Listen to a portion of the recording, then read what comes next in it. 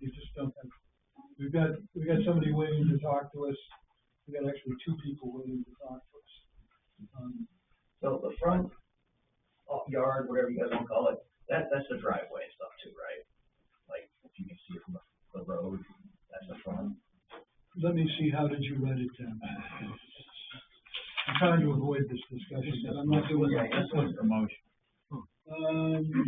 No, I just did vehicles to be in the front yard setback of the property. Well, technically speaking, the front yard setback is what, 75 feet? 75 feet. So, within 75 feet of the road. At the center of the road. Yeah. I don't know how many cars you could fit in there. Is that okay? Sure.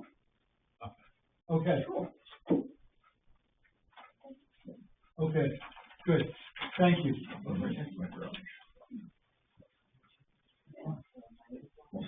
Okay. Can I ask a question?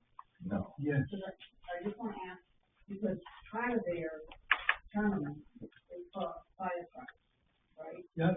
Turnaround, so cars won't be in the way of that. That was They my don't block my understanding, turn that they right just didn't block the driveway. Yeah. They Right. were just out of the way for a turnaround, Yep. not necessarily prohibited. No more than we all park in our driveways. You know? I might want to keep the notes with their application. Okay, yep, good. That shows the Good, motion. good thought. Where's the damn time? I'll give you a final one. I'll go clean. You got like 3 over here that don't work. There you go. I got 3 signatures, so good. Oh, okay. Yeah.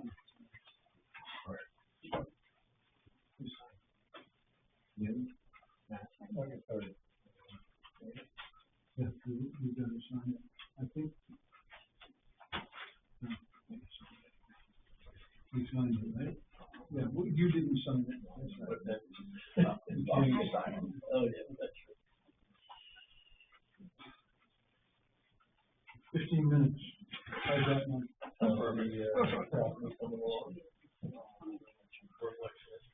Good, thank you.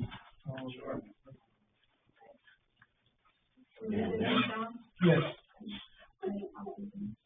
And Don, we can add the other Don will get us a clean copy of the minutes, which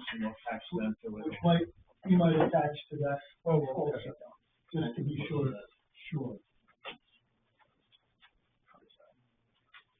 I can make a copy of that. Yeah. Thank you, guys. Thank you.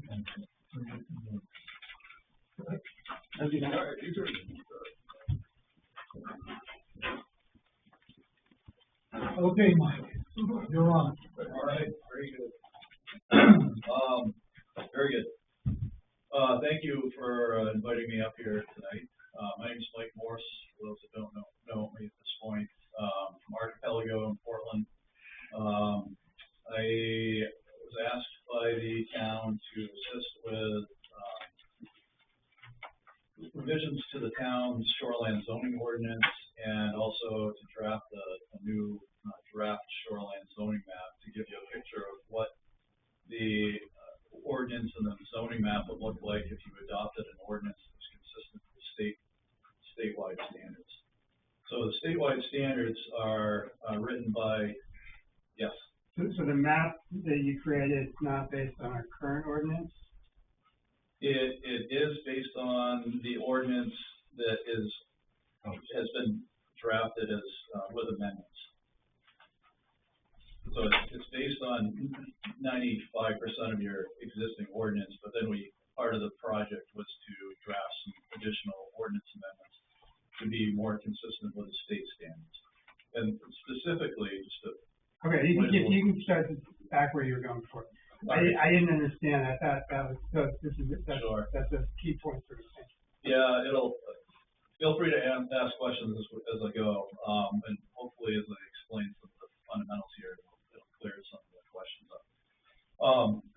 So there are so the state standards are written by the DEP and adopted by the Board of Environmental Protection of Augusta, an independent board, independent of the DEP. And those are the Chapter 1000 rules, specifically the state of Maine shoreline zoning guidelines for municipal shoreline zoning ordinances. So it's sort of like the state's Bible that towns would use as a model ordinance for as they develop their local ordinances and amend their local ordinances to be consistent with these state minimum standards. And to be consistent with the state minimum standards is a state law requirement under the Mandatory Shoreline Zoning Act. But to be extra clear, the Mandatory Shoreline Zoning Act, in essence, says the local ordinances have to meet the minimum standards. So it doesn't say it's also the maximum standards. So I just want to be clear about that as well. So that said, towns can opt to be more strict. So question, Yes, what you presented meets the minimum, correct. it's not the maximum. Well, there is no maximum. Right, we can Right. go wherever we want to go with that. Right, It doesn't exceed the minimum. correct. But you base it on the minimum. Correct. Correct. And there are purposes behind why these are the state minimum standards. To jump into very quickly into some of the purposes of shoreline zoning, it's to manage development within the shoreline zone of particular protected natural resources. Those protected natural resources, are your great ponds, your rivers, certain streams, tributary streams, certain freshwater wetlands, and we're not on the coast, so we don't talk about coastal stuff. Maybe in another 50 years, we'll be talking about coastal stuff, according to some. You and I won't worry. I won't worry about that. I will. So anyway, so one of the purposes is to manage, not restrict or prohibit, but to manage development within a certain distance of these water bodies. For the most part, it's 250 feet from lakes, rivers, freshwater wetlands, 75 feet from streams. One of the other purposes, and again, one of the primary purposes here is to this managing development within the shoreline zone, we'll call it, is to protect the water body, to offer some protections. And the DEP is determined through research and working with various watershed folks over the years has determined that in most cases, a 100-foot setback, for instance, from a lake is sufficient. A 75-foot setback from freshwater wetlands or from rivers is sufficient, while still managing and limiting the development from that distance, 75 or 100 feet, out to the full 250. So it's not to say once you're outside of that 75-foot or 100-foot setback that it's free for all. There's still limits on lot coverage, for instance. Lot coverage is the area of structures, driveways, parking areas, and other areas where vegetation has been removed. So these areas where rainwater will hit it, stormwater will hit these surfaces and run off directly into the water body, or has a greater likelihood of running off directly into the water body. So lot coverage is restricted in those sorts of areas. Outside of the shoreline zone, I'm not sure about the town ordinance otherwise, but you may not restrict. You might not restrict lot coverage. Maybe you restrict building coverage, but that's it. So they didn't research the rest of the town's ordinances outside of the shoreline zone, as it was outside of the scope. So those are some of the general purposes behind shoreline zoning from a state law standpoint, state guideline, model ordinance rule standpoint. What was I going to mention about that as well, though?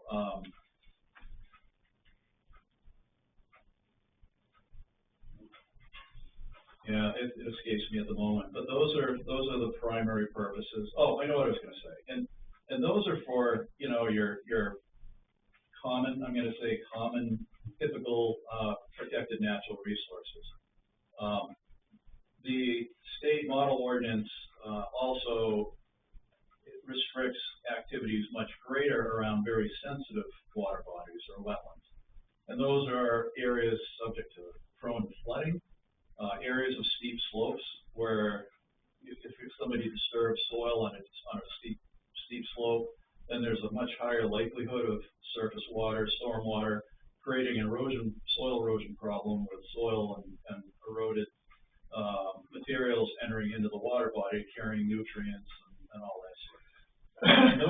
Those sorts of areas are protected by this different type of shoreline zone district where there is no 100-foot setback or 75-foot setback. It's called this resource protection district, which effectively establishes a 250-foot setback from these water bodies. So again, the state reserves that for certain specific types of more sensitive resources.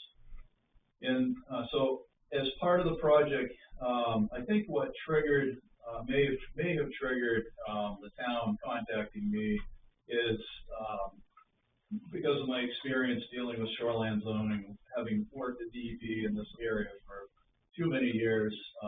Don't ask me why I did that, but I did. I'll discuss that over a beer sometime. And so my knowledge of the shoreline zoning regulations and how there's, from the state's perspective, how they're administered and enforced and all the rest.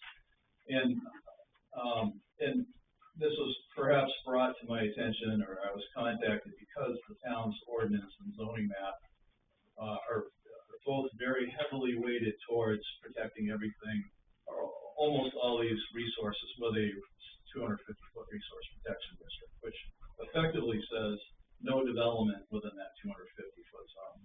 You can't cut trees unless there's safety hazards within that 250-foot zone.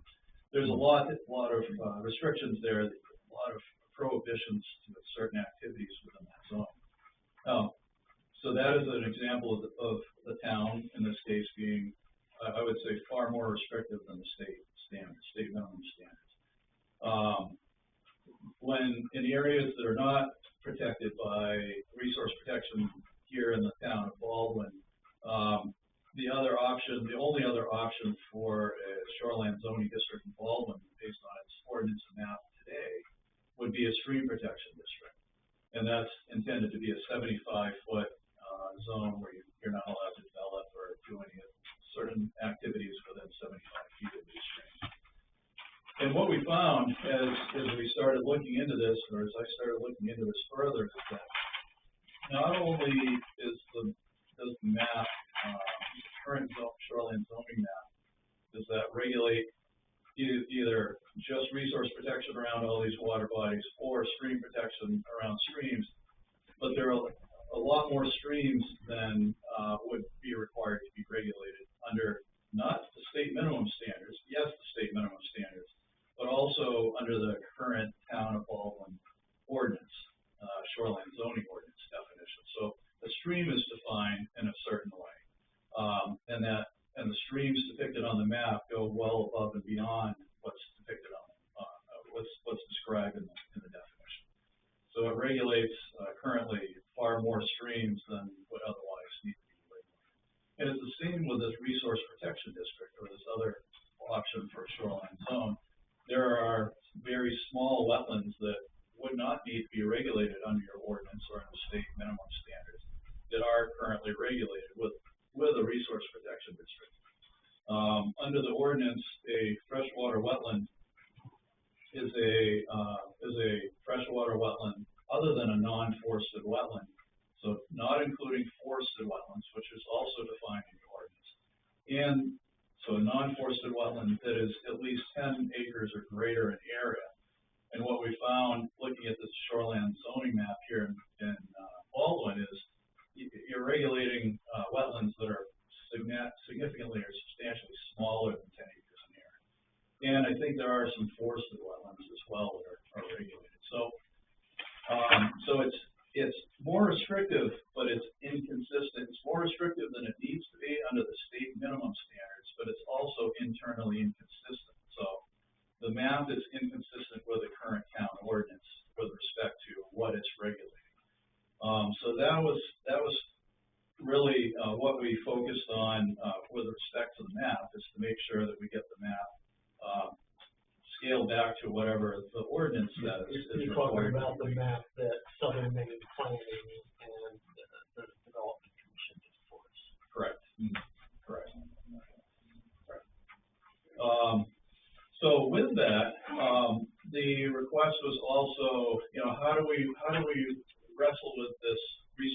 protection district around these less sensitive water bodies or protected natural resources, where we still have a shoreline zone to protect those resources that are required to be protected, but some activities could still be allowed. And that's where we insert this limited residential shoreline district. And the limited residential shoreline district is a district in the state's model regulations and the state's rules that tries to strike that balance between allowing some type of development within that 250-foot shoreline zone while maintaining this, 75 or 100-foot very restricted buffer, and still allowing some development, still controlled in the rest of the 250-foot shoreline zone. And so I was asked to work that into the town ordinance as well. Yes, sir. Who asked you to do that? Cause I thought the project, can I just finish? Yeah, I thought the project was just getting the map correct, but we're looking at changing the ordinance? Mm-hmm. Okay. It was my request to look at the state standards and what we currently have for a map, and come up with a map that meets some state minimum standards, and also put in the limited residential district, because it addresses some glaring problems that we have, like around Sand Pond, where there's already development there. And, Question? No, not comments. I'm just trying to think what are the decision points? So the decision points are changes to the ordinance, and then do we have a copy of what the map would look like without the changes and what they look like with the changes? Without the limited residential district? Whatever the changes are. We don't have a copy without the limited residential district. It's not part of the scope, except that what I would say is take a look at that map, and anywhere, if we eliminated the limited residential district, but we still made the map consistent with the town's current ordinance, then anywhere where it says limited residential, it would roll back to your resource protection district. The problem with that, under the ordinance today, and this is one of the glaring inconsistencies of the ordinance, is section 13 of the shoreline zoning ordinance establishes this is what a resource protection district is, section 13A. This is what a stream protection district is. And if you read through those particular criteria that would tell you what needs to be zoned a resource protection district, and I'll read through what those are quickly. I summarized them very briefly earlier, a few of them. Floodplains along rivers and floodplains along artificially formed great ponds along rivers, defined by the 100-year floodplain as designated on FEMA flood insurance rate maps or flood hazard boundary maps, or without those records, it would be whatever the flood of record is. That's one trigger for being a resource protection district. The second trigger, this is in the current ordinance, no amendments are proposed to this. The second one is areas of 2 or more contiguous acres with sustained slopes of 20% or greater. So that's your steeper slope area. If you have these larger areas, 2 or more contiguous acres within the shoreline zone that are these steeper slopes, then those would qualify for resource protection. The third is areas of 2 or more contiguous acres supporting wetland vegetation and hydric soils, which are not part of a freshwater or coastal wetland as defined, and which are not surficially connected to a water body during the period of normal high water. Note these areas usually consist of forested wetlands, abutting water bodies, and non-forested wetlands. So picture Sand Pond is here. Here's your outline of Sand Pond, but over here in the corner you have this large wet area. Everybody knows it's the red maple swamp. It's the whatever shrub area. If that area triggers, there's at least 2 or more contiguous acres within the 250-foot shoreline zone of Sand Pond, then that would trigger RP, or resource protection zone. Are you proposing to take out that last sentence? No, I'm not proposing to take out anything in the resource protection. It comes directly from the state. So. Yes. And it says these usually consist of forested wetlands, abutting water bodies. All right, and if you go back in further, we'll talk about it later when I get my chance, is that forested wetlands are considered a freshwater wetland. If you just go back into the, I can document that. So that becomes an issue. That's the issue. Where's the break point? Okay. Based on the ordinance definitions, forested wetlands are excluded from the definition of a wetland. That's by what we have in the ordinance, of course. Currently. And I can read it. There's two. It's forested wetlands. It starts out with forested wetlands forested wetlands is dominated by woody vegetation 6 inches in diameter or 20 feet tall. Okay. And then it goes on. And this is where the confusing part comes. Freshwater wetlands, the definition. And it says other than forested wetlands. Right. Now, okay, then it goes on for a bunch of stuff about what they think a freshwater wetland is, and we could go into discussion about different types of wetlands. Sure. But go back to the state, they include forested wetland as a freshwater wetland. I can show you that. I mean, Yes. there's the big rub. So I think we're mixing, I'm not challenging you, so No. bear in mind, I'm just. No, I'm just saying that's the way it is. There are several different regulations, and I don't want to muddy the waters with different regulations. So all I'm talking about tonight are the state shoreline zoning law, state shoreline zoning rule, the chapter 1000 rule, and the town's corresponding shoreline zoning regulations. The DEP and Army Corps at the federal level regulate forested wetlands. Absolutely. Right, under different regulations. You know, they talk about 4 different criteria, basically, I want to sum it up. Hydric soils, does it have hydric soils? Vegetation. Right. Is it red maples? Is it whatever it is? That's 2 of the things. 3, wildlife habitat, does it support other wildlife in the area? And the third one is property condition. That's 4 factors that goes into evaluation of a wetland. Okay, obviously there's a lot of detail that it goes back all the way to the Clean Water Act 1974. I mean, it comes out with a manual that's about that thick about what each one of these things are and what they should look at. Feel. Right. I mean, we could go into it, but and we'll look later. We'll see areas. I have some pictures of forested wetlands which would meet all of these criteria. Right. So, Don, I guess I'm not tracking. So I understood our ordinance to exclude forested wetlands from the definition of freshwater wetlands, and thus the protective resource. It's kind of weird the way it's written. Other than forested wetlands has to meet these criteria. Right. It didn't say they've excluded forested wetlands.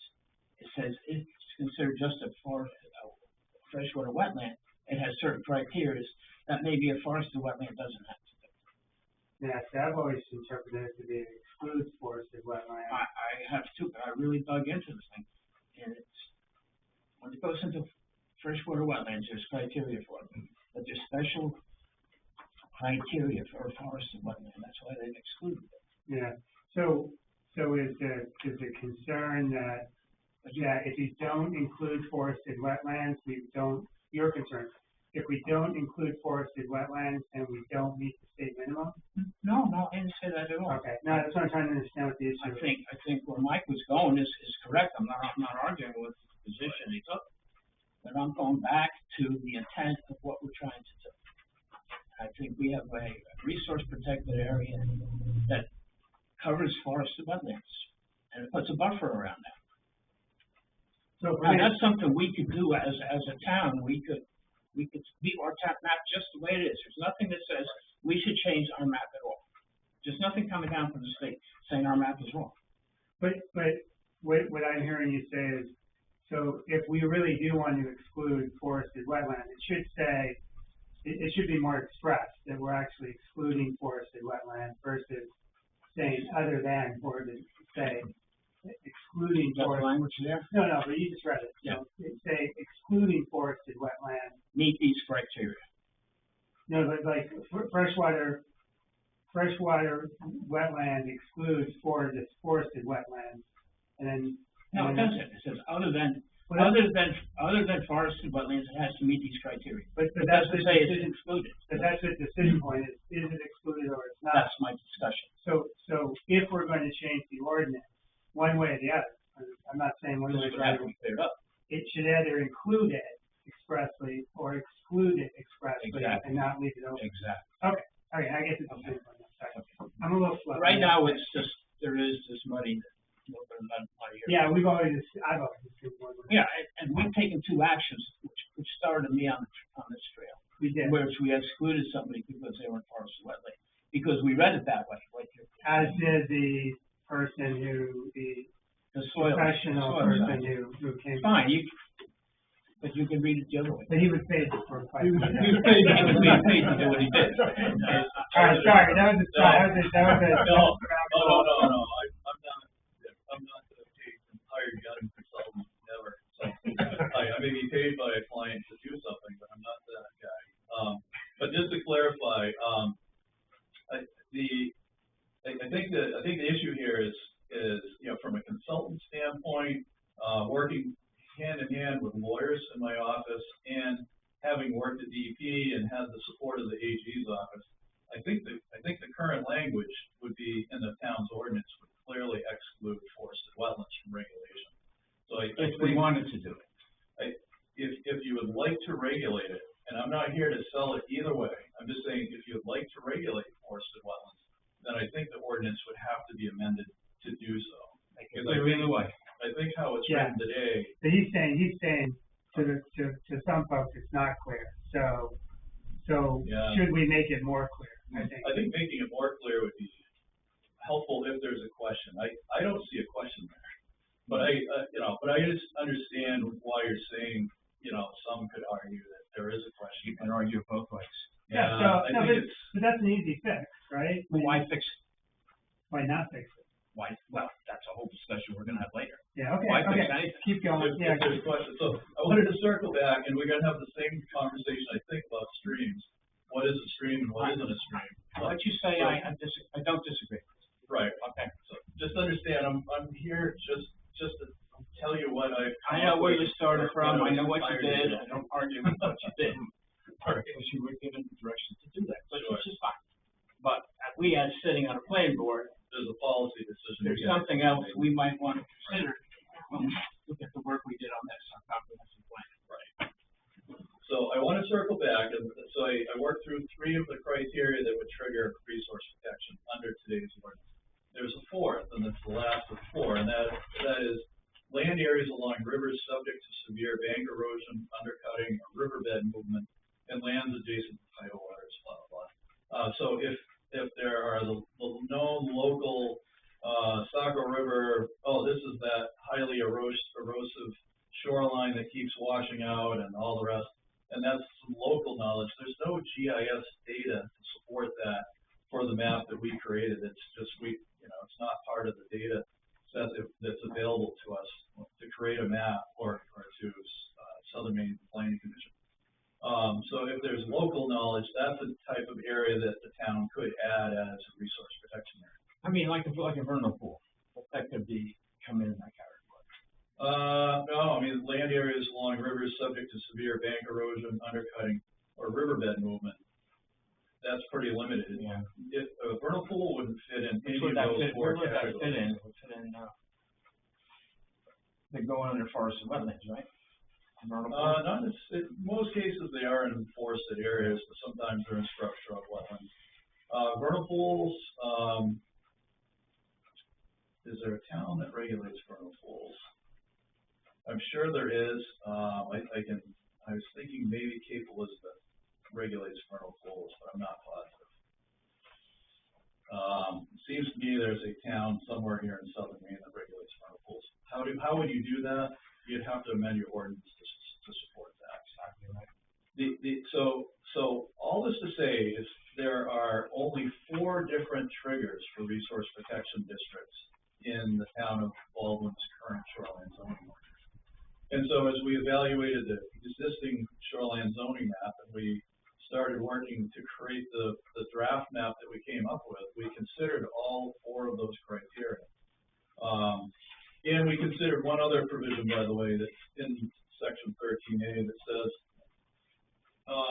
the district shall include the following areas, when they occur within the limits of the shoreland zone, exclusive of the stream protection district, except the areas which are currently developed and areas which meet the criteria for limited commercial, don't need to be, need not be included within the resource protection district. And it's that, except the areas which are currently developed, that we also looked at. And the state, the DEP, has defined from their standpoint what that means.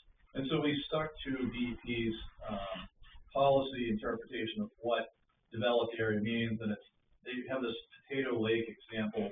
That's an old hand sketch from somebody, and then a written description of what that is. And it's something like areas of shoreline that would qualify for resource protection because of floodplain or one of those four criteria. If it triggered that one of those four criteria, but you have development, you have a principal structure at least every 500 square feet within a 1,000-foot area, those areas could be excluded as being developed. It's not crystal clear, but it is pretty clear when you're looking at it and you're trying to interpret that, making a map.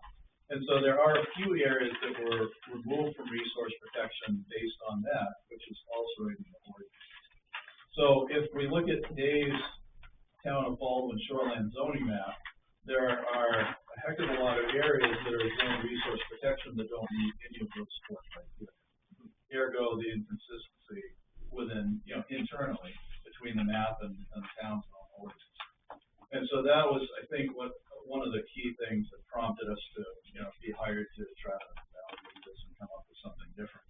So the draft map encompasses all of the town's standards, the definition of a stream, the definition of a freshwater wetland, the definition of a great pond, definition of a river, and establishes the appropriate width zone around those particular resources based on the town ordinance. It also incorporates, as I alluded to earlier, this inclusion in the draft shoreline zoning language, the new limited residential district that is in the draft, that it would be consistent with as the default district that the state uses as their default shoreline zoning district. And so it incorporates that into the ordinance, and that was therefore included in the draft map. So, when we first looked at the map, I said, wow. And as I'm sure probably many of you did as well. Wow, where'd all those resources go? Well, I'm looking at the map on the chalkboard behind you. I'm not, staring off into space. But there are lots of these little streams that don't meet the stream definition. There are a lot of these wetlands that are either forested or non-forested that are less than 10 acres that didn't qualify. Sand pond, some of your other ponds, I'm sorry, top of my head, I'm dealing with about 400 different towns at the moment. Don't qualify. Most of the shoreline around these particular ponds don't qualify for resource protection under any of these four standards. Yeah, on those, in one of your memos of July 10th, you said that DEP concluded that Marston Pond did not warrant shoreland zoning regulation.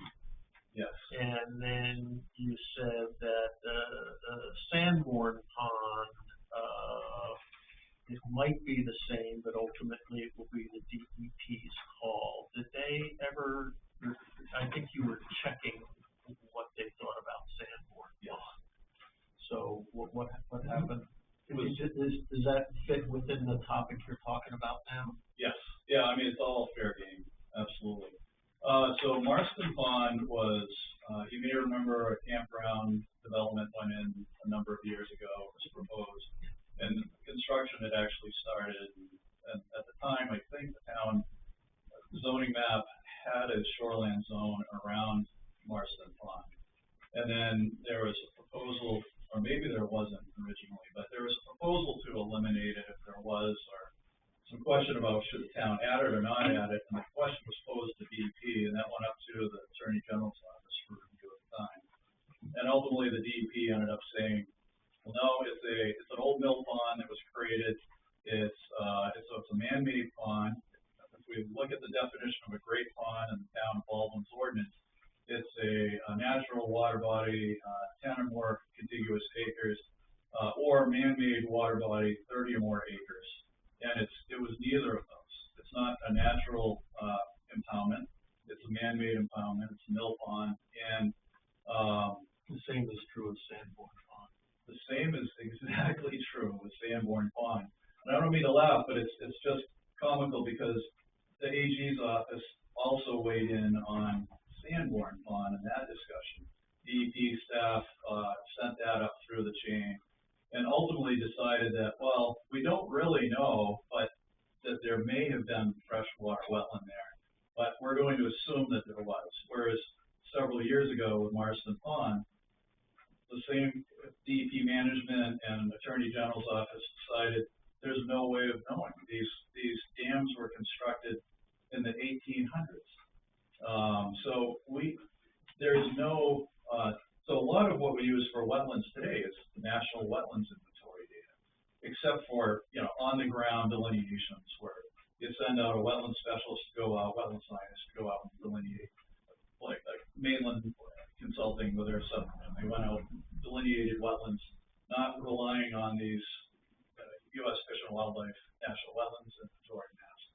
But there was no National Wetlands Inventory maps back in the 1800s. The U.S., I think the earliest USGS topo map that I could find related to Sanborn Pond was 1896 and showed a dam. It showed that was an impoundment at that point in time. So it's been there for a long time, and DEP just made a decision that even still, they're going to assume that if that dam did not exist, that you would have 10 or more acres of non-forested wetland, and therefore they would regulate it. The difference is it's not regulated as a great pond with a 100-foot setback. It's regulated still with a 250-foot shoreline zone like any other freshwater wetland, but it's regulated with a 75-foot structure setback. This is important for us because the 60 acres around Sanborn Pond, the back of the pond, and then all along Uptown Farm Road was recently sold. Okay. And we have a developer who sent a letter to Joe and to Don saying they wanted to put tiny homes. Okay.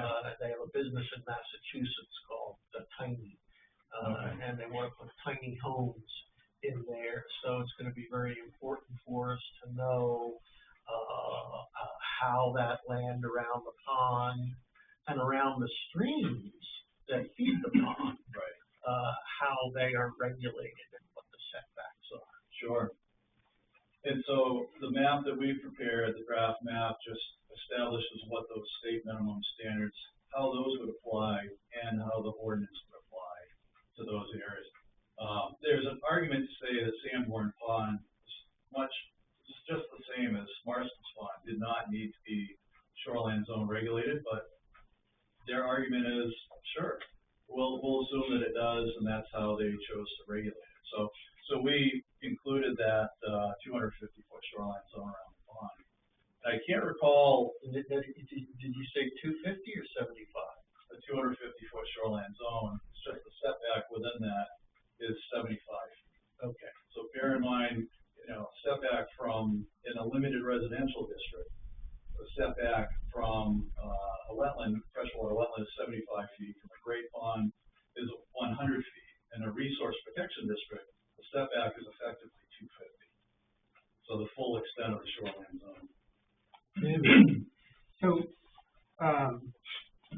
So this map does not show the areas where there's a 75-foot setback.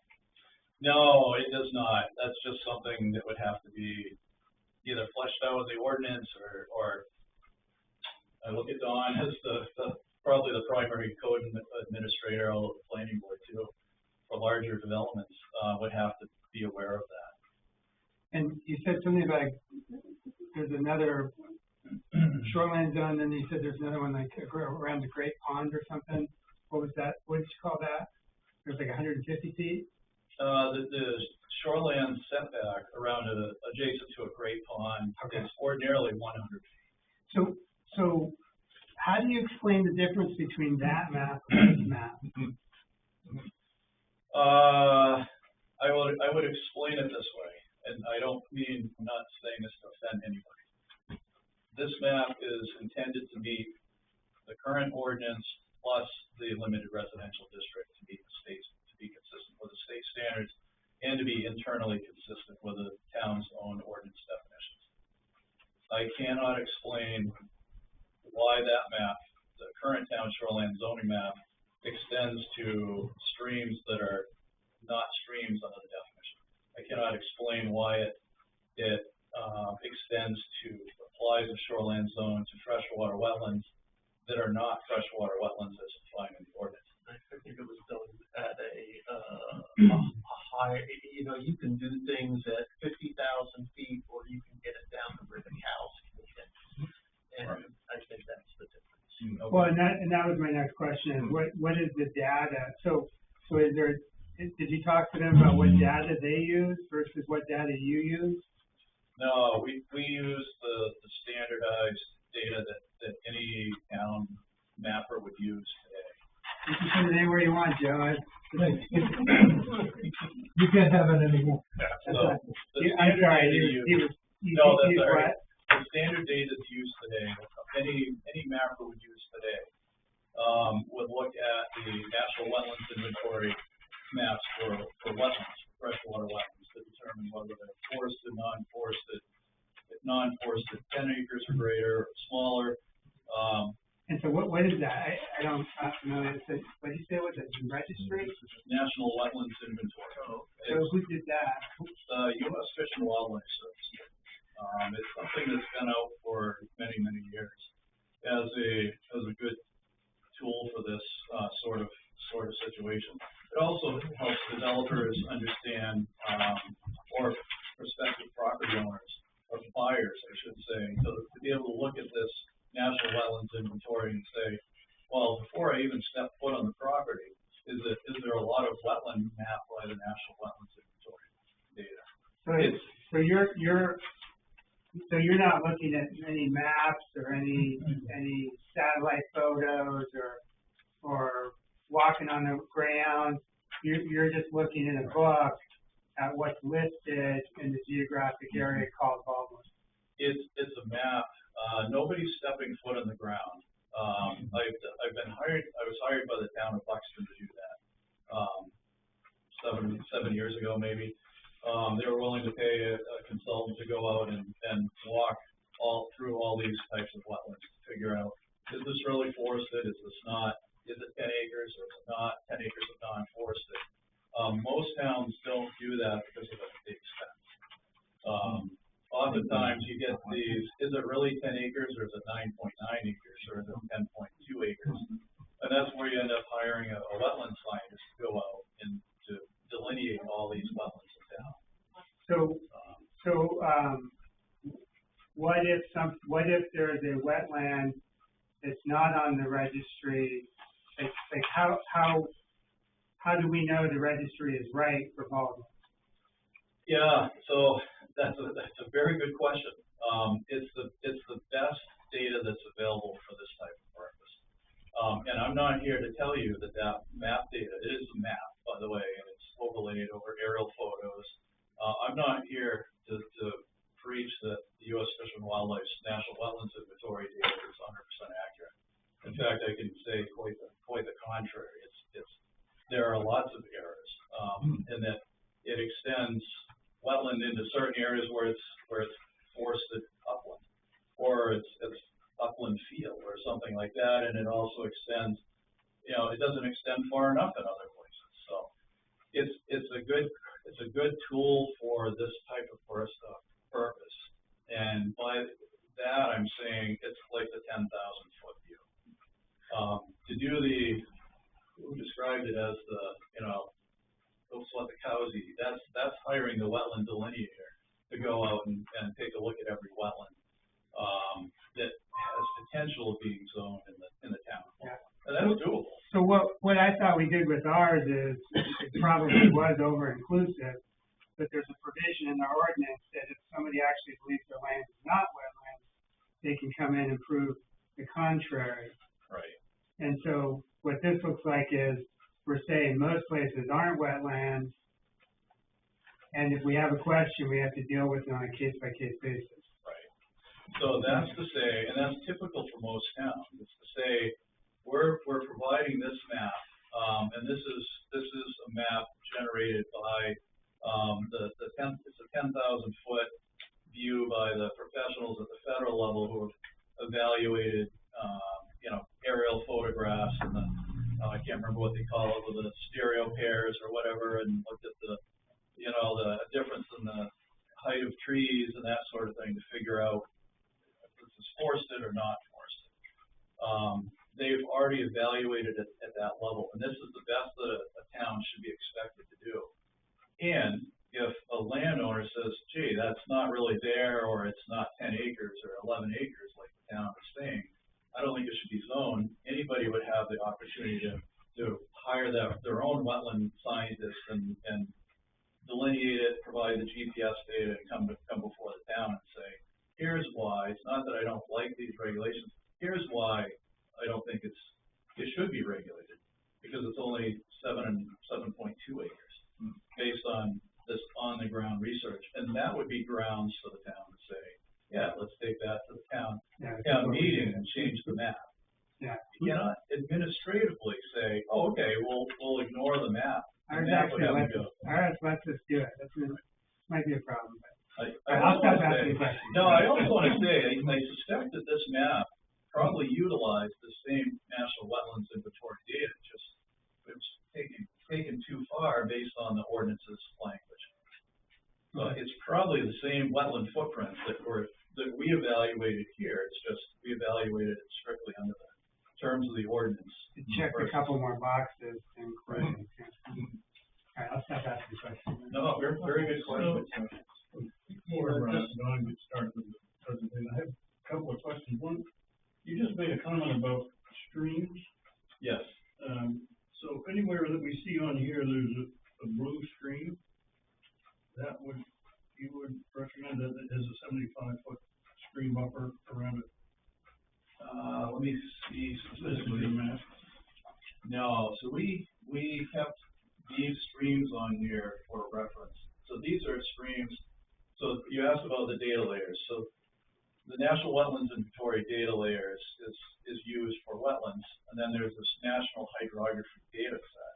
It's also put out by the federal government. It's a much better data set than the old USGS topo maps. So is it a solid blue line? Is it an intermittent line? So that's where these streams came from, and they're used for references only. The stream protection district would actually have, and this is an 8.5 by 11, but it has the stream protection district shown. Yeah. But the other blue lines that don't have the stream protection district around them are just there for reference. Like, oh yeah, all right, I know what that is.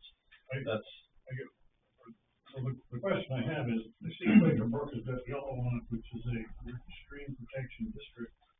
But Breakneck Brook looks a lot like it in terms of water flow and everything, doesn't it? Right. So what's the rationale? Right. So again, it's a great question. This map was generated by looking at the National Hydrography data set and the definition of a stream, which references the National Hydrography data set in the town ordinance, which defines a stream, and I don't have it right in front of me. I can pull it up if you like, but as either the outlet of a great pond or it's below the confluence of two perennial streams as shown on this National Hydrography data set. So if these blue lines that are not shown with a stream protection district, they could be this wide and you could go trout fishing in them. But if they don't meet that definition in your ordinance, below the confluence of two perennial streams as shown on the National Hydrography data set, they're not regulated. They're not shown as being regulated by the town. I just want to throw this out there as well. And I'm not suggesting that the town shouldn't regulate those smaller streams or smaller wetlands or forest. I don't care really. I don't live in town. I don't care if the town does. there's an understanding that has to be firmly embedded in your minds, and that is, before you decide to go ahead and regulate all these, and that is, if the town does not regulate these, it's not to say they are not protected. It's not to say they are not regulated. Any of these streams that are not stream protection streams that are regulated by the town or protected by the town's shoreline zoning ordinance, as depicted on the draft map or on the current shoreline zoning map, it does not mean they're not protected. They are protected not by the town. They're not regulated by the town. They're protected by the DEP. They regulate streams down to something probably this wide. All right? If it's a channel between defined banks created by the action of surface water with certain characteristics, it is regulated by the DEP. And it's also regulated by the Army Corps of Engineers. And don't you dare get within 75 feet of that without a permit from DEP. So it's not as though, and it's the same thing with small wetlands. All wetlands are regulated by, 100% of wetlands are regulated by the Army Corps of Engineers and the Maine DEP. DEP has a 4,300 square foot exemption for certain types of less sensitive, I'm going to say less environmentally sensitive freshwater wetlands, such as forested wetlands, scrub wetlands, alder bogs, that sort of thing. Army Corps doesn't have any exemption. 100% of freshwater wetlands are regulated. So don't go into this thinking, well, if we don't regulate these areas, then it's a free-for-all out there. They're still regulated, but just by somebody else. I think that looking up this limited residential district, in the draft language, section 13, it's going to be important to us if we adopt that. Table 1, I think, is going to be important for us to understand. For instance,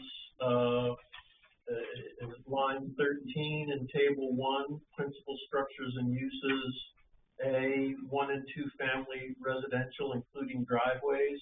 You go over and under limited residential, it says CEO. right? And what does that mean? That the CEO makes the call on that it's up to his discretion, his or her discretion? Right. It would be a permit application to the CEO, and as an applicant, you have to demonstrate that you meet the relevant ordinance standards. Okay. So the house is at least 75 feet from the stream or 100 feet from the lake. Your lot coverage is less than 20%. You meet all those standards. Your structure height's no higher than. Right. And if the code enforcement officer agrees and says, yeah, you meet the standard, the CEO issues the permit instead of going through a planning board and doing the same thing. So it lessens the burden on a landowner. No offense to the planning board, but they don't have to come out to an evening meeting. They can walk into the town office at the end of the application Monday through or Tuesday and Wednesday, whatever time. So if that's desirable to the town, that's one of the pluses, I guess. So one of the things that concerns me is here I am, a poor unsuspecting, just bought a piece of landowner, and I come and I say, show me the map that says where I can build my house. Right. And you're saying, this is not that map. And you have to go to the Army Corps of Engineers, and you have to go to the state DEP, and you have to go to the code enforcement officer. How do we get something serviceable for the people of Baldwin, which would be a map of what it all means on the ground to the landowner? For all regulators? Yeah. I don't think you'd have a map that would be legible unless it covered the whole wall, this whole back wall that showed you'd have to. A lot of these streams that DEP regulates or the Army Corps regulates are not even on maps. How about just for our ordinance, not for all regulators, but just for the shoreland zone, the other stuff you have on here, like it shows all of that we regulate. Right. Well, that's what this map would depict if you adopt this. It's what your current map depicts, although that, again, goes above and beyond the ordinance. But that is, we don't refer to the 75 foot. No, I mean, to add a 75-foot district on this scale of a map would have to be a much bigger map, or 100 foot or anything like that. One way to do that actually would be it is feasible, would be to say, have the mapping contractor just 75-foot setback with an arrow pointed to that zone or something, to Sanborn Pond, for instance, because that's a freshwater level. I think Joe's more worried about streams and stuff like that. Like if somebody buys a piece of property, they can look at a map and say, okay, these are all the things that Baldwin shoreline zoning ordinance tells me I can and can't do, or these are the areas you can and can't do things like that. Yeah. I'm also thinking of the planning board, when we get somebody who comes in front of us for a subdivision. We don't know, we go for a site walk, and we can get, walked on the crest of the hill. We don't know what the land really looks like. And I'm just looking at, not making stupid mistakes. Yeah, I think, if I'm purchasing a piece of property, and I've helped a lot of folks, a lot of clients purchase property, I've helped a lot of family purchase property, I've purchased some myself. I look at the town, I go to the town office, or I pull up the shoreline zoning map, and the regular zoning map online. I take a look at that, and then I pull up the ordinance. Okay, it's in rural residential standard zoning, townwide zoning, and it's in the shoreline zoning limited residential or resource protection. What does that mean for me as a property owner? You're much more educated than the normal property owner. I don't know. I mean, this is 2025. I mean, I would hope that most people would think about this before they buy a piece of property. I know they don't, because I'm hired by folks that don't.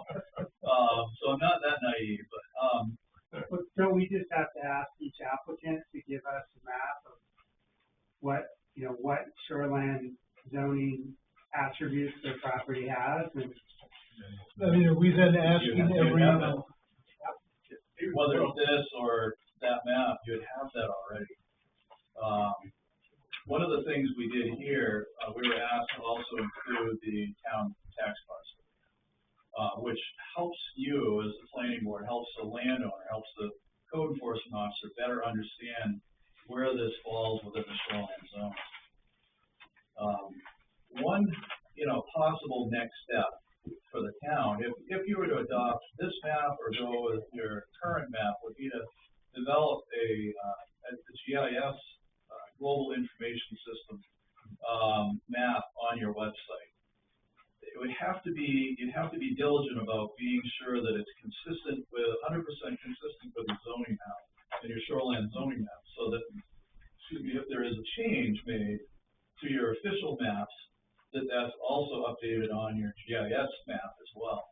And there, you can zoom in, you can zoom way in, and see, there are about 4 parcels in this little area. I can't distinguish on this scale of the map, but on that, you can zoom in and take a look at it and see where the 250-foot or 75-foot zone comes, 100-foot. You still have to ground truth it. So if you're building a house on the lake in a limited residential district with a 100-foot setback, you darn well better not rely on a paper map or a GIS map to figure out where the 100-foot line is. You have to go out and actually ground truth that. I think what they're getting at, but my concern too is we have a code enforcement officer who has to look at some reference point, and this is what, let me say, I'm going to come buy a piece of property involved, and I look at shoreline zoning ordinance and real estate, and says, well, it doesn't look like there's anything in that part of town at all that I'm worried about. Never trust your builder. And so you buy a piece of property, and what you find is that you can't use it. And I think what we'd like to do is somehow prevent that. I don't know how you can, but a map that somehow shows cautious areas or something, and then something for the code enforcement officer and the planning board to use as a way to judge it. I don't know that anybody building a house in Baldwin recently it has a Corps of Engineers involved. Never heard of it. Never heard of it. Right. And they come to the code enforcement officer or the planning board and they go off and go, and I don't know what's the ramifications of that. I mean, how many times does the Corps of Engineers get involved in a house building project? And If the it's a DEP. subdivision, maybe. And we go to the, we're asking them to go to the DEP also. I mean, this is wacky. We live in an era where the expectation is the town applies the local ordinance, applies the local map, which is what the town adopted.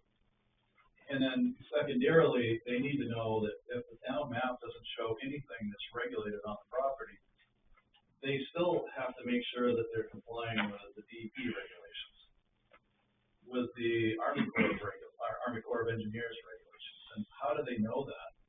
They have to do some homework.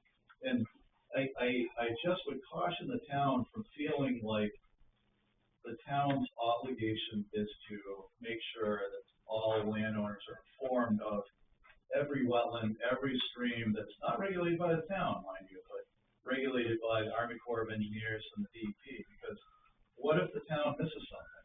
What if you say, oh, well, there is no stream there on that property, yet there ends up being a stream because you didn't see it, there's snow covered, and it's this wide. The opposite holds true as well, though, which if the town publishes a map and says, these are the areas that are restricted because of our shoreline zoning map, yet we give the caveat that someone can spend $2,000 or $3,000 to hire somebody and change it. That's a problem too. Because these guys are gonna tell you that they want the shoreline zoning to be a growth restriction tool. Okay. And so it might not do what either one of us wants to do. Right. And we have people in town who come to the planning board and CEO and say, gee, I've got this piece of property, I bought it 20 years ago. And nobody told me there was a restriction on it, and now you're telling me I can't build anything. And I also feel that part of my job is to keep people out of trouble, keep the town out of trouble, keep the people who come in front of us out of trouble, and not cost the town money. That's a big one, as you know. And not cost your citizen taxpayers money either. Yeah, exactly. Right. I appreciate that. And so that's what's going through my mind when I'm looking at this. Right. And that's why I feel responsible to say, gee, you know, there's some people you got to spend real money with to find out if 3 buildings legal. Yeah, I'm not suggesting anybody needs to call me or anybody like me. Yeah. They can make a call to DEP for free. And DEP, if they answer the phones, Yeah. if they answer the phones, will be able to advise you. It used to be DEP would answer the phone, have somebody on call every day. They would answer these questions. They're lax today, they don't necessarily, but eventually you can get in touch with somebody at DEP. And I'm going to say whether it's, and I'm not, again, saying that the town really has to adopt this map that we prepared. Yeah. Whether you keep the existing map or go with this map, it still lacks, the existing map still lacks so many resources that are regulated by the DEP and the Army Corps of Engineers. Yeah, I'm talking about the overall look of the thing, not just your project. Oh, I'm sure. trying to understand the whole of it. Right. You know, One other question I have, which bothered me because of some of the things we've seen in front of the planning board recently, and that is a question of the map versus the text of the ordinance. And I think you told me and one of them and one of our former CEOs said that the map is, well, that's passed by the townspeople. In theory, this is as enforceable as the text is, yet we've got in there that the text says, well, if you hire somebody and you come out and he says that that's not really what the map shows, we can give you a permit. Can I stop you right there? Sure, go ahead. No. No, so this came up a little earlier. If they hire somebody, a wetland delineator, for instance, come out and tell them, oh, it's actually a 7.2 acre wetland instead of a 10+ acre wetland. That does not remove that administratively from the map. The town cannot issue a permit based on that delineation because the map still controls. The map still says, I'm sorry, but you have a shoreline zone there, resource protection district or a limited residential district you have to comply with. Yeah. What changes the map is, okay, the town recognizes the map is an error, so at the next town meeting, you'll go through the planning board process, the select board process, get it on the warrant, and the town vote on that to remove that wetland. That's the only time that it just can't be done administratively. Planning board holds no authority to say you don't have to abide by the stream protection district because you've proven that it's not really there. The only time you have the ability to do that is when there is no stream there. And I've seen that 2 or 3 times over the years where the zoning map will show that, and there is nothing physically on the ground, no channel, no surface flow, no anything. Why it's there is beyond anybody's imagination. That's the only time, and the only reason you can do that is because they have a 75-foot setback from a stream. Okay, fine. If they're at least 75 feet from a stream, there's no stream. So they meet the stream setback standard. You're not making the stream protection district go away.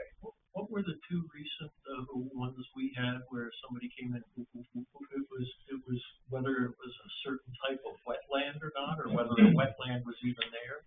On Morrison Pond. Yeah, it was included in the resource protection, and the hydrologist, whoever it was, came in and said that there's no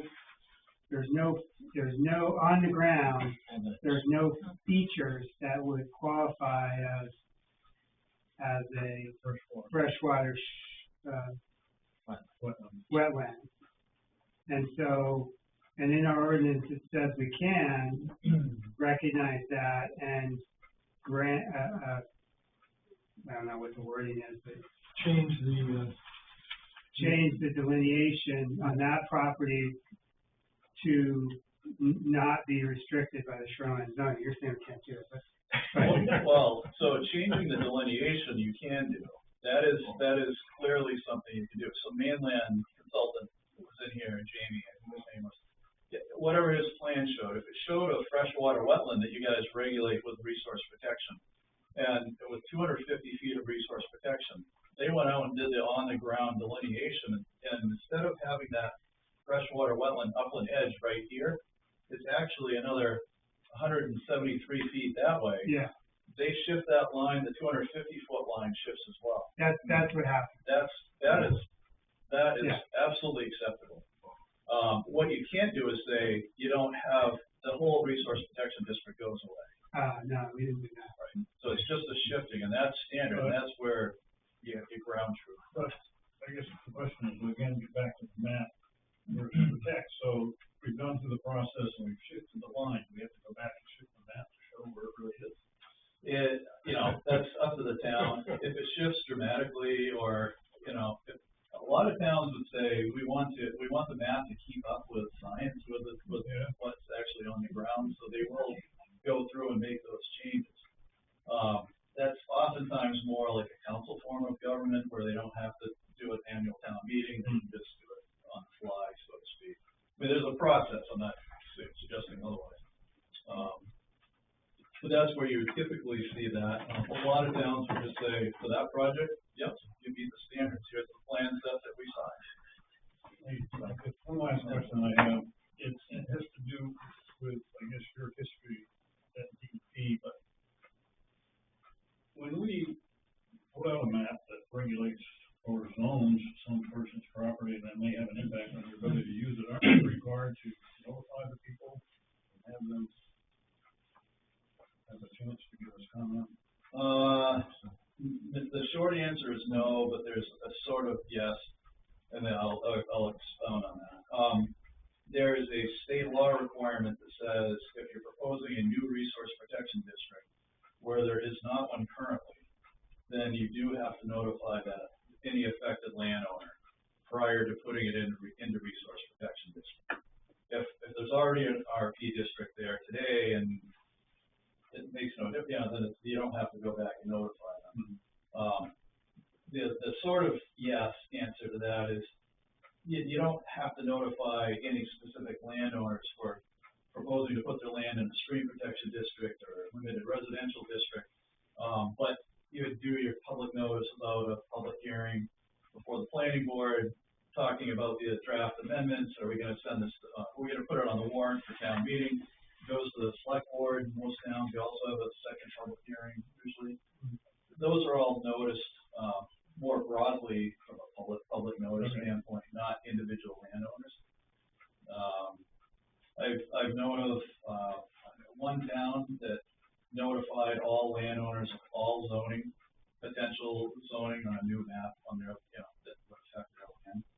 And, the town wants to spend a fortune on, and a lot of time licking envelopes and drafting letters and sending it out.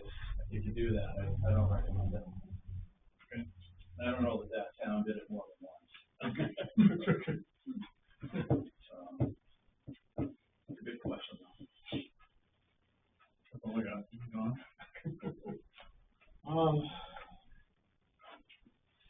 Actually, what I wanted to talk about is what went behind that map. And I went in and researched it out. And what I found is I went to 3 different places. The first one I went to was a USGS map. The current USGS map shows wetlands. Okay. I went out, and I can show you all this. I have it written here. But I went through it and circled all of those wetlands that showed on USGS. I took it and overlaid that map digitally. They fit perfect. Okay. With the limits that are shown there, basically there's a buffer that goes around each of those. It fit perfect. Okay.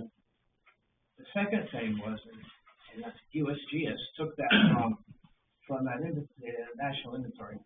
That's where they got it. Okay, pretty much. Maybe because it fits. Because it fits. Okay. That was number 2. The third thing I did is I went to the tax maps. I have a sheet very similar to yours, which has every lot on it. And I put all the tax maps together. Sure. Those tax maps show wetlands. I did the circle all the way around those wetlands. I took that plot and put it over the top of the shoreline protection, and it fit exact. Okay. So, sure. And again, that's all based on the national inventory. Now, you go back into the USGS, they consider forested wetlands as a freshwater wetland. You go into their definitions. I go into the state's definitions, the DEP's definition. They also consider forested wetland as a freshwater wetland. I mean, I got the pages here. I copied them. Right. So, I think what we have is a good map. Okay. Okay. I did another thing. I took an aerial photograph of probably the intersection of Route 1 and 107, because we had a lot of discussion about that. And I took that photograph, and I know some things about wetlands, and I know there's some key factors you can pull right over from the photograph. I have this documented, but you can find out after where I'm going. There's 3 photographs on this handout which show what an aerial photograph looks like from the air. And it shows this bottom one here, you can see is all yellow around, the trees are yellow. This was taken in October, when the trees were starting to change. Sure. The trees that are in forested wetlands, there's the red maples, there's the red oaks, swamp oaks, all of that type of vegetation. They turn first. Right. So I went back and found a photograph from October, years ago. And I traced those lines out. Okay. Those lines fit inside of those lines, not to the full extent, right, but they fit exactly, and they're quite extensive. You start doing it off a photograph. and it's quite expensive, I mean, it's like,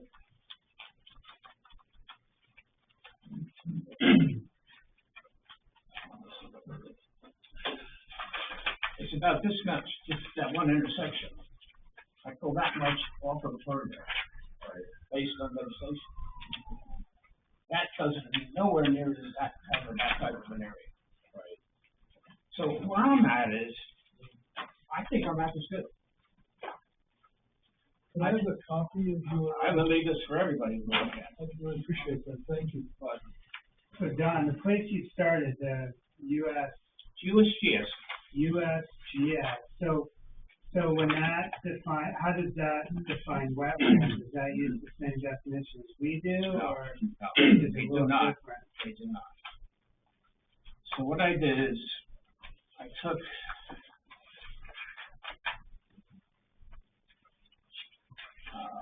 the USGS map and I blew it up. I made a copy of it. And I can overlay things. I'm got pretty good on computer. I identified all the streams that are shown on USGS. So are those the same things as what we call streams? Like, I guess I'm just trying to figure out. These are close to what they show on that. Very close. Yeah. And that goes back to what I'm saying. Where did that come from? And I start plotting this out and overlaying it. It works exactly. And I have some copies of the overlays here where you can see it. But what I hear him say, I'm sorry, what's your name? Mike. So what I hear Mike saying though is that you look at the four foundational elements of our freshwater wetland, it excludes some of those streams that aren't a particular type. And so like that map looks like it includes more of the streams. All right, so what I did, Dave, I looked at this map, the USGS, and I looked at that. About 30% of these that show on the USGS show on that plan. Okay. So they're, I think, pretty good what they picked up as things that we need to really worry about. All right. You know, it's clear that they have to provide a 75-foot buffer and all of that. But what I could determine, I looked at drainage areas, I looked at it a whole bunch of different ways. And this is an interesting one, David, which shows what we're losing. All the gray. Yeah, no, I mean, when you look at the two maps, everything in between the lines, you know, like you have the outline of the town's outlined in shoreline, those different zones or districts, and everything in the middle is not regulated. I mean, that's, well, and you know, that goes to my bottom line with the whole thing. I sat on the committee. We had a survey that went out to the whole town. One of the things, basic thing that came back, and that's for you as the sheriff for this. A big thing that came back was we don't want to change law. Right. What this map does, and it goes to what Bob was talking about, this opens it up. People are going to look at this map and they're going to say, hey, I can build here. But when you get out into the field, and I included some pictures here of wetlands. We should pass this around. You guys can pass it around. Can I ask you questions? All right, so Cover that area. we go through this is the first page with the definition straight off of the DEP website. The definition of forest to wetlands. You read it. Right? They include it as a wetland, a freshwater wetland. Next page shows pictures of different wetlands. And let's turn to the next page. And this came out from the website. Their website shows what a forest wetland looks like. And if you look at the picture, would you like to build on that? You can see the trees. They're 6 inches in diameter, 20 feet tall. In this particular case, the trees are dead. That's another thing you can determine from an aerial photograph, is where the dead trees are. They'll come up gray on that. So, we're excluding these areas. I would We're excluding these areas. I I would say the dead trees, if they're not live trees, then they would have been included here. But there was, this one here has live trees on the bottom, right, the ferns. So those have been filtered out. And we're excluding them here. Right. I think that's wrong. I think our map is correct. It's not, that's wrong, edit. We can go through. So I see decision points, so you kind of like added one more point. So the first question I see that we have to deal with is not necessarily chronologically, but forested wetlands. Are they included or excluded involved in shoreline zoning? Right. That's exactly right. Do we want to include them? Right. What I'm saying is, USGS Fish and Wildlife, they include forested wetlands. Yeah, and I'm not sure tonight's really the night to. No, I'm just to saying know that, where that's a to factor put it. though. That's a factor. So I think that's one issue, forested wetlands, in or out. What I'm saying, it should be in, Okay. based following the Following other. USGS and National Inventory, it should be in. So then the second question I see is these streams that Mike says is, no, I'm not saying it wrong. Mike says are not included, but were included in this map. You know, do we want to protect those streams? Somebody did it probably on the ground to make that determination. As I said before, that map doesn't show all the streams. Okay, so I'm just trying to deal with the broad issue of all the things that aren't on Mike's map that are on that map. Do we want to include that stuff? I got another thing here that I'm disturbed by the lack of knowledge presented on any map, apparently, that is presented to the public as, here's your map of what you can do involved in. One of the things I'd like to see on any map which shows restrictions is the 20-degree slopes. Okay, so additional restrictions, map, question mark, what did you say, slope, 20? Slopes, 20-degree slopes. 20-degree slopes. What is it, 2 acres worth of 20-degree As slopes? Mike said before, though, there's 4 different 20%. areas that are included in that description. That'll be included. Right? Okay. One is the steep slopes, one is, we got all 4 of them. Yeah, no, I'm with you. I mean, I'm trying to get the. They should be shown on the map. We're at 8:30, so we only get like one day. So then there's the changes to the ordinance that Mike's proposing. It's the limited residential district or whatever. Limited residential district, is it? Residential. So we have forested wetlands, the streams or other stuff. That's the difference between the two maps. Do we want to restrict those? Do we want to have our ordinance deal with those or not? The proposed changes that Mike has offered up, primarily the LRD, but there's others too. And then the last one is kind of what Joe raised is, do we need a map that is far more expressive of what the restrictions are in terms of detail, which Mike said we can do, but it's at a cost and at a risk. What do you call it? GIS? GIS. I'm just. No, that's good. It's not written down. I don't That's remember. So are there any other decision points that we have, like that we have to kind of look at to start this process? Do we want to change our map at all? Okay, 5. No action. If I could add one more thing, just a little input, and I've just got to stand because my legs are cramping and stuff going on. Again, I'm not here to push the map or the ordinance amendments that we drafted up. We're asked to present what the ordinance says today. And so that's what we do.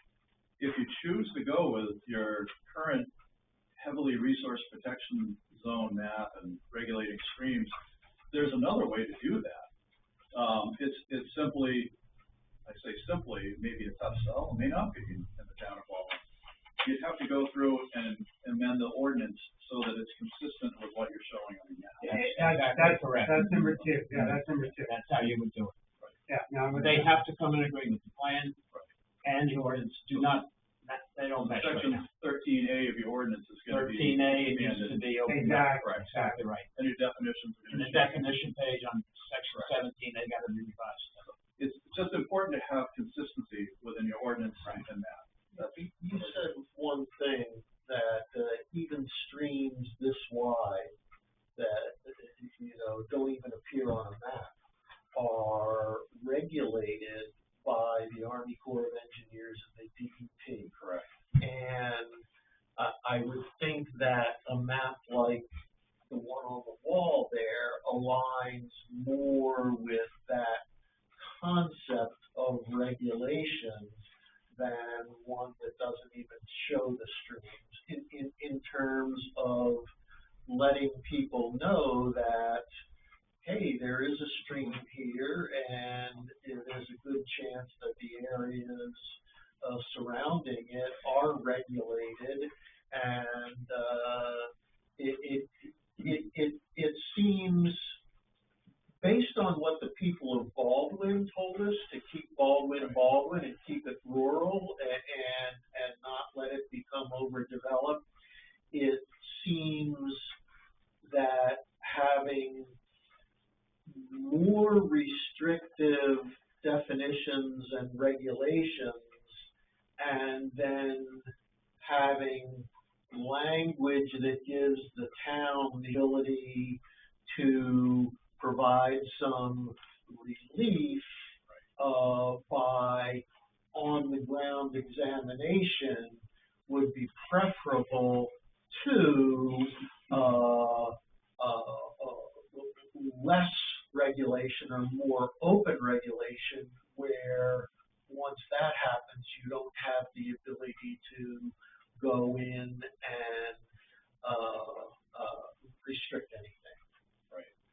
Yeah, I mean, you're putting the onus, I agree with your concept if the town supports, and it sounds like you've heard from a lot of voters in town that they want to be more restrictive, they want to control growth. And if that's the case, then that may be your map, but in that case, it would put the onus on a landowner to have to shell out, however much money to hire a land scientist to go out and map it, and if that's okay with the town, then that's what the town would be voting for. Well, we're always walking a very fine line about, respecting property owners' rights and not being a town that tells people what they can and can't do with their land. But at the same time, people have told us we don't want to become the next Standish or the next Wyndham. Right. So how do you, it's a little bit like walking a nice edge. Right. One quick note about your reference to your comment about the DEP streams, the small streams. DEP and Army Corps don't provide any maps of where these streams are, and there's a very clear reason why they don't, because they can't.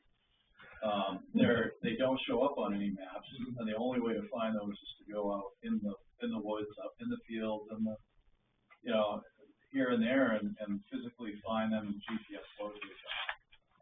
And so they just can't put them on maps. But the DEP is very specific. If you're gonna put a bridge in over a stream, you gotta get a permit. Oh, sure. And part of getting that permit is getting the Army Corps approval. I mean, it's a process. Right. So they cover it that way. Right. If you're filling in a stream, you gotta get a permit from DEP. Right. They're gonna go to Army Corps. There's a general permit in the Army Corps which covers all this anyhow. It's not a big deal for the Army Corps. They have a limitation of 100 cubic yards of fill, all of that stuff. But that's done through the DEP. It's good at it. I mean, if you're going in for some sort of any development right on the stream, right, you're gonna be into the DEP. So let me ask you this. I don't mean to, if you want to go, you're on the planning board. I'm just trying to move this along, that's all. All right. So let me just ask you a question. So from the other side of that argument, I'm saying, if I'm a landowner, I'm asking the question, well, if the DEP and the Army Corps already regulate that stream crossing, to use your example, with all sorts of different standards, the Army Corps has their standards, the DEP has their standards, and a guy looking to put a stream crossing in has to meet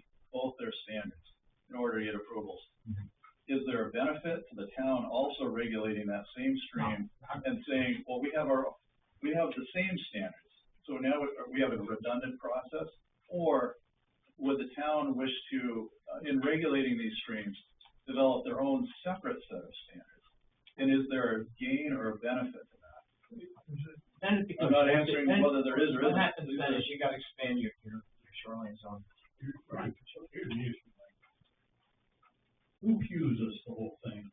Somebody, as a landowner, and there's nothing in a regulation at the town level says you can't do something here, they're gonna come to the code enforcement officer, you're gonna go, I don't see anything that says I can't do that there. And they give them a permit. Does the Corps of Engineers or anybody else ever get involved? And then what happens down the road? Well, I don't know if anything happens, because it happens so often, I think, at the town level. You know, people do or don't know about all the ins and outs of the ordinances, and things get permitted, and nobody really cares, you know, somebody raises a stink maybe down the road 10 years, but, I guess that's the whole thing. What disturbs me about the whole shoreline zoning ordinance is, my interpretation of it was, it's the state saying, this is what you gotta do. You have to have a shoreline zoning ordinance. Right. And to me, the shoreline zoning ordinance is to protect the water resources, not to regulate growth or anything else. But it seems like it's getting a little blended here, and where's our responsibility? What should we do? And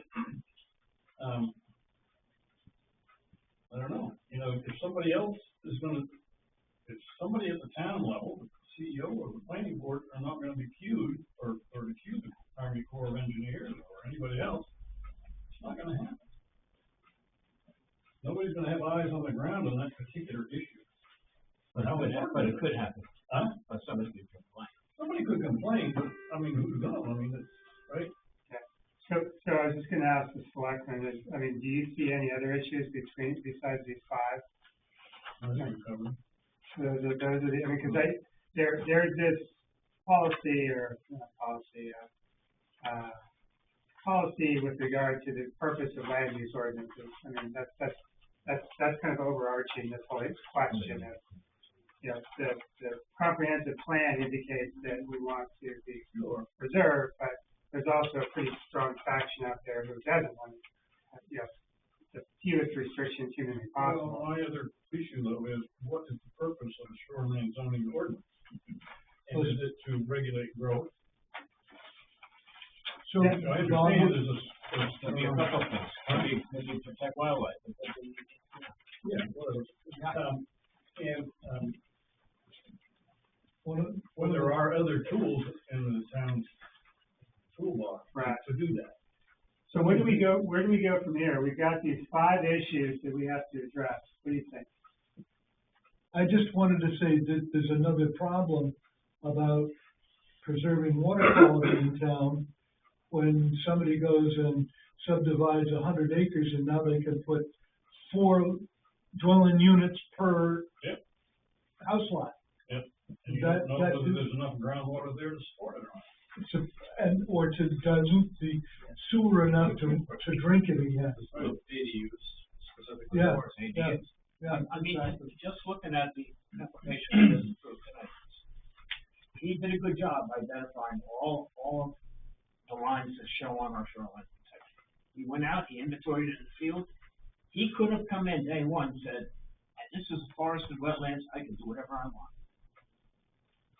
Because most of it is.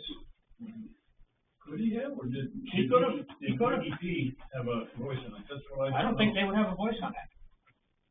You couldn't have your shoreline zoning map today. I'm just saying, if we had this map, What would that? he could have come in there. Oh, sure. So the question is, though, did he have a DEP review or Army Corps of Engineers? No, he did it correct. But I'm just saying, He did not. future, if we we had this map, we could probably get up to 63 houses on that property, townhouses. At least 39. He even said it. So how do we go forward? We've got 5 issues, we've got, I mean, this is. Is there anybody else we'd like to hear? Talk to us.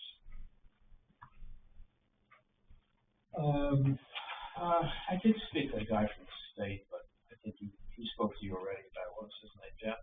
Oh, Jeff Gallen? Yeah, Jeff Gillen. Okay. And I went through this with him before we came there. He said to me exactly what you said. So there's an agreement there.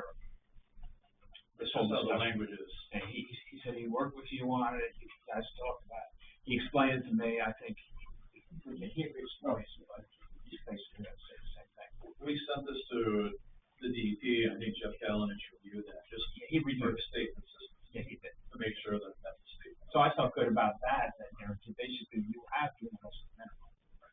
I think it's us as the planning board is saying, hey, do we want to make it, because you said we can make it more restrictive. That's up to us. That's a decision the planning board has to make. Are we going to use this for protecting our environment? Are we going to use this for encouraging development? I mean, are we going to use this discouraging development? That's the big decision that's ahead of us. Right. And that's a town policy decision. And it's a town policy, what's the town one? I mean, I think that, we spend time with the comprehensive plan. You don't want to change it. We included that shoreline protection map, right, in the comprehensive plan. Sure. And I think people bought into that. They voted on it. It's been approved, so. So when you do on this, data set you have, could you include forested wetland on a map to show what would happen if we included forested wetland in the? We absolutely could. I mean, so this map that was produced has used all that same data. That shows, that would have shown all the forested wetlands, would have shown all the small wetlands, down to a certain point, based on the NWI data that seems like, the USGS maps. Oh, yeah, I mean, it's straightforward. Like I said, I did it. I mean, I circled it all up. I came, Right. that could be put on that line. But we've filtered that. Yes. To eliminate everything that's excluded by the town ordinance. So I think what my recommendation would be to write up these issues and then figure out, have a meeting where we figure out what data we need, and obviously the town has to agree to pay for Frank to give us this data, but we need a couple different maps to see what happens. Right. So you have one. You don't have to pay anybody. We have two. We have two maps.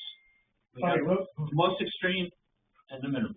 So that's what we have. So just figure out what data we need, and then once we have the data, then figure out what we as a board want to endorse, and then make a proposal of what we as a board think should happen, whatever that is. I don't even know what it is.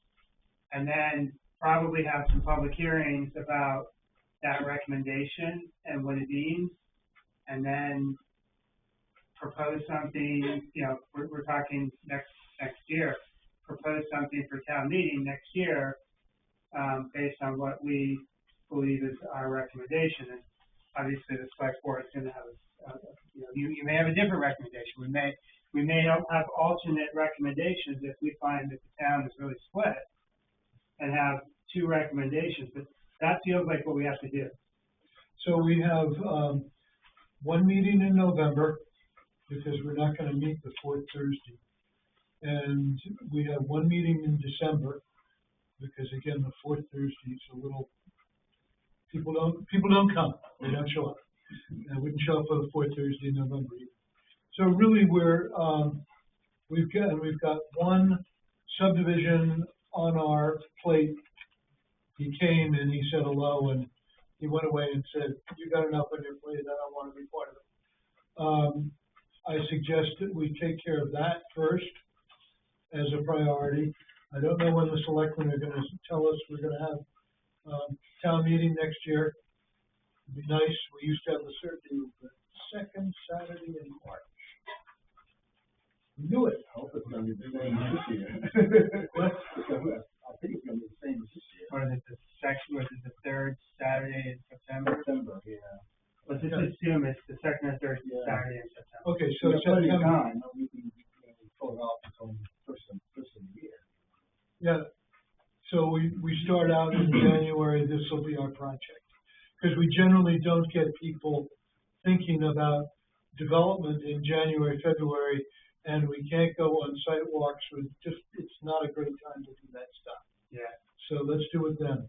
Well, I mean, I think if Don wants to put some thought space behind this and come up with a list of what data he thinks the board should look at, I mean, Absolutely. I'll do it if I made the list. I mean, I'll think about it a little bit, and then if we can just kind of slowly work on it, so by say the second meeting in January, we know what we need and to start making rational decisions. Right.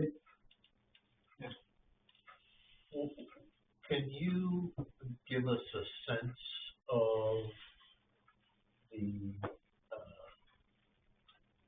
scope and context of the changes that we would need to make to the shoreland zoning ordinance to align with that map? Since that's one of your key points, is that there is a disconnect between our current shoreland zoning ordinance and that map. Is it just definitions, or is it pervasive throughout the land uses and the definitions and everything? Great question. It's not I'll answer the last question first. It's not pervasive. It would entail changing some definitions, changing the definition of a freshwater wetland, changing the definition of a stream, and I'm just looking at that up there, and then going into section 13A, the establishment of district sections for resource protection, and modifying that to match, to trigger resource protection for all these, whatever these features are. For freshwater wetlands, forested or otherwise, down to 1 acre, 2 acres, 5 acres, all, any size, or, however you'd like to have that. So it'd be to change that language to match, to cause the resource protection to be triggered for whatever's on the existing. I don't think it would be a big lift. I think with section 13, section 17, like you described it, that'd be it. I think, I would like to, I want to say something. I really like what you did with the tax maps. That's really a benefit. We can take that information, we find out a little bit what we want to do, and put it on this tax map. I think that would be really a valuable thing for the plan. One other question: when we consider the decision point of aligning our shoreland zoning ordinance with the more restrictive map, which is the one thing to consider, does that have any implications on our land use ordinance or our subdivision ordinance? Would that mean that we need to make changes to those as well to some degree? That's a great question that I won't be able to answer. For the scope of what I was asked to do, I kept my nose in the shoreland zoning ordinance provisions, and so I didn't stray into the rest of the ordinance or other ordinances. So I'm not sure. Okay. I would hedge a bet that this would still only affect the shoreland zoning ordinance, which is just a guess, based on my experience, but. I know we've had some interplay between the land use ordinance and the shoreland zoning ordinance before with 75 versus 100-foot setbacks. Okay. So I think that there might be some limited applications in terms of setbacks to the land use ordinance. I believe there's some shoreland zoning ordinance wording in the subdivision ordinance as well. Yeah. Okay. A little bit, yeah. Okay. So we're going to have a test case. We're going to have a test case coming up with the land around the land that abuts Town Farm Road and around the back of Sanborn Pond. That it abuts town land, it abuts Joe's land, and it abuts, my land. Well, there's other issues too, right? They're not allowed in our ordinance, so. Yeah. Another issue. And not keep board members out if you choose not to participate. I have no financial interest. No, I'm just saying, like, it's up to you. Yeah.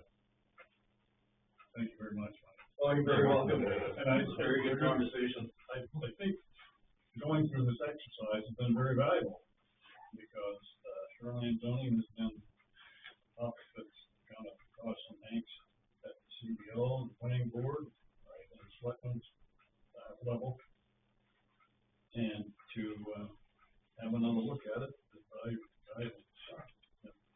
I think it's healthy for you guys, the select board and code enforcement officer, planning board to see what this could look like. But I think it's also helpful for residents to see what it could look like under the state minimum standards and make a decision if this is what we want or do we want to. Surrounding towns. Wyndham, Sebago, Standish, right? Teaser Falls up that way, Parsonsfield. Do they lean more towards the minimum state standards or the maximum USGS approach? I would, this is just off the cuff, from having reviewed many ordinances over the years, at least here in the southern part of the state, southern 80-some-odd municipalities, I bet probably 95% of those, 92% of those would stick to just the state minimum standards. Where you start to see deviations would be, unique towns like Cape Elizabeth, if they do regulate coil pools, but they regulate smaller wells, because they just chose to do that. City of Portland, obviously, South Portland, Westbrook, even Standish has some different standards. Wyndham certainly would have some different standards, but most municipalities, the vast majority would stick to the state minimums. Doesn't help them much. No, I mean, I guess it depends on what the landowners think too. I think they'd be, if it's less restrictive, the landowner might be thrilled to have a less restrictive ordinance in some cases. But that same landowner is thrilled that their land's not as encumbered by regulation. Gets annoyed when the neighbor decides to do something. So, It's like all the people who want their roads repaved, and then they complain about the cars going down. You probably never heard about any of those things. Yeah. Right. So, anyway, so it's a complicated thing. It's, so this is, hopefully there's been a good exercise for you guys to be able to see what this could look like, to be a consistent map, consistent with the ordinance, and an ordinance consistent with the state standard. But ultimately, it's a policy decision of the planning board, the select board, and ultimately the town voters to decide, is this what we want or is that what we want? And I will not inject my own opinion on any of that. Thank you very much, Mike. Thank you. Appreciate Oh, you're very it. welcome. Thanks for having me. Very good discussion. A motion to adjourn is in order. Motion to adjourn. And a second, all those in favor? We're adjourned. Thank you all very much for coming.